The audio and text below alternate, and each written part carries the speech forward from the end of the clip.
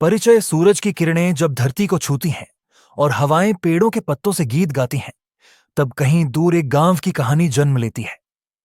नमस्ते दोस्तों, आज मैं तुम्हें एक ऐसी कहानी सुनाने जा रहा हूं जो दिल को छू लेगी और आंखों में सपने जगा देगी। यह कहानी है एक बेटी की, जिसके नसीब ने उसे गरीबी के अंधेरे से उठाकर रोशनी की राह दिखाई। 8,000 साल पहले की बात है, जब न नदियां शहरों में बंधी थीं, न लोग पत्थर के घरों में छिपे थे। यह वह समय था जब इंसान की अच्छाई ही उसकी सबसे बड़ी दौलत थी। तो तैयार हो जाओ, क्योंकि यह कहानी तुम्हें हंसा देगी, रुला देगी और सोचने पर मजबूर कर देगी। चलो शुरू करते हैं। बेटी का नसीब। सूरज की पहली किरणें जब सरगम गांव की मिट्टी को गर्म कर रही थीं, तब लाजो नदी किनारे मिट्टी का घड़ा लिए पानी भरने पहुंची थी। उसका चेहरा सादगी से भरा था और हाथों में मेहनत की लकीरें साफ दिखती थीं। वह पानी भरकर अपने झोपड़े की ओर चल पड़ी।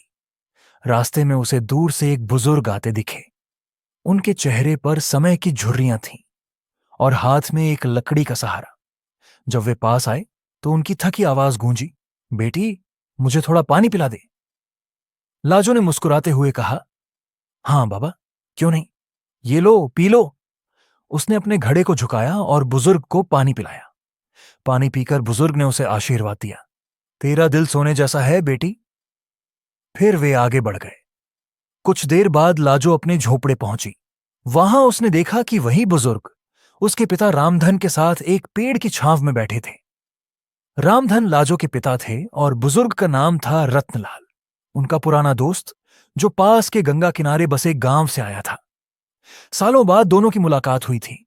रामधन ने लाजो को देखते ही कहा, देख रत्नलाल, ये मेरी बेटी आ गई।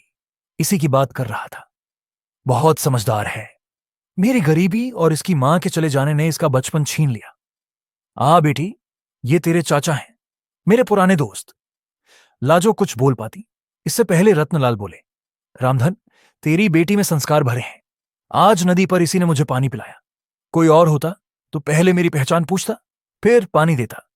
ये तो सच्ची परोपकारी है। लाजो की तारीफ सुनकर वह शर्मा गई और झोपड़े की ओर चली गई। रामधन ने आवाज लगाई, बेटी, अपने चाचा के लिए कुछ शहद ले आ। रत्नलाल ने उसे रोका, रामधन, पहले जिस काम से आया हूं वह सुन ले। बोल भाई, क्या बात है, सब ठीक तो है? रामधन ने चिंता से पूछा।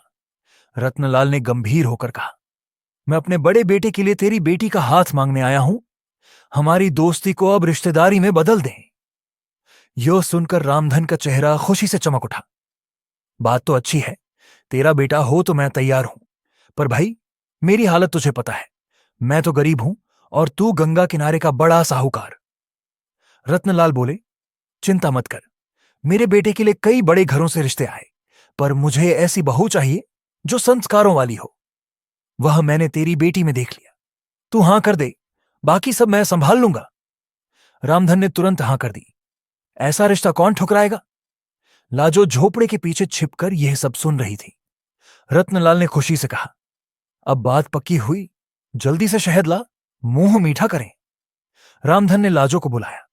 वह शर्माते हुए शहद का कटोरा ले आई। रामधन बोले, बेटी, आज से ये तेरे ससुर हैं, इनके पैर छू।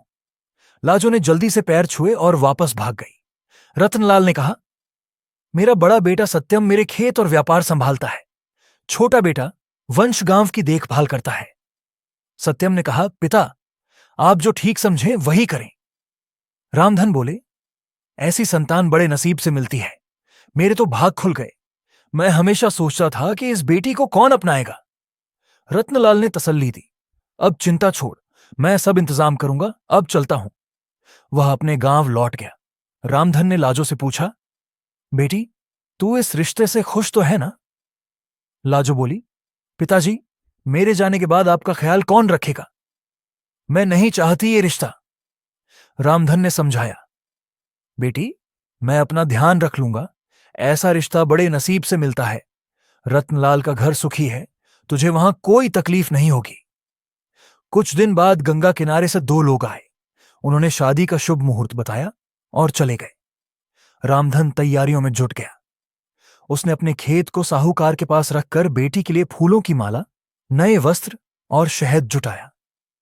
शादी से पहले रामधन रत्नलाल से मिलने उसके गांव गया। वहां दोनों ने मिलकर सब तय कर लिया। लाजो का नसीब सचमुच बदलने वाला था। यह कहानी हमें सिखाती है कि अच्छाई और संस्कार ही इंसान की असली ताकत है। तो दोस्तों, कैसी लगी ये कहानी? अपने विचार जरूर बताना। रेनबो। यह सुनकर सुमित्रा रो पड़ी। अरुण की आंखों से भी आंसू टपक रहे थे। सुमित्रा बोली, आपकी बद्दी कृपा है, भला कौन ऐसा करता है। जाते जाते भी वे कह गए थे, काश हरिदास होते तो मेरा ख्याल रखते। उन्हें क्या पता, आप उनके जाने के बाद भी हमारा ध्यान रख रहे हैं। हरिदास बिना कुछ बोले चल दिए। जाते जाते कहा, बेटा, ज्ञान लेकर अपने पिता जैसा बनना, जिनकी कमी हमें आज भी खलती है। उनके जाने के बाद अरुण अपनी मां से लिपट गया। मां, मैं खूब सीखूंगा, कल से गुरुकुल जाऊंगा। अगले दिन ही सुमित्रा को अनाज और शहद मिला। कई छांत बीत गए। एक दिन सुमित्रा को ख्याल आया कि हरिदास को धन्यवाद दे आए। वे जंगल पार करते हुए उनके कबीले तक पहुंची। वहां पहरेदार से पूछा तो पता चला कि हरिदास पहाद्धों से लौटने के 15 दिन बाद ही चल बसे। सुमित्रा की आंखों से आंसू बह रहे थे।